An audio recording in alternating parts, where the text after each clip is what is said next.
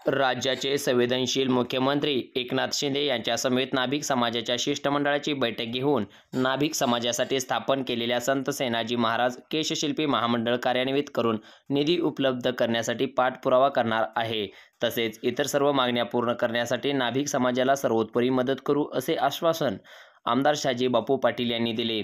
सकल नाभिक समाजाच्या वतीने विविध मागण्यांसाठी सांगोला तहसील कार्यालयासमोर आमरण उपोषण करण्यात आले होते।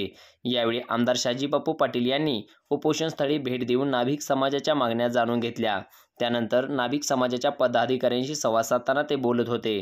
शासनाने नाभिक समाजासाठी स्थापन केलेले संत सेनाजी महाराज केशशिल्पी महामंडळ कार्यान्वित करून अध्यक्ष, उपाध्यक्ष व संचालक मंडळ तयार करून निधी उपलब्ध करून कार्यान्वित करण्यासाठी सकल नाभिक समाजाच्या वतीने तहसील कार्यालयासमोर आमरण उपोषण सुरू केले होते। यावेळी आमदार शहाजी पाटील यांनी उपोषणाला भेट दिली।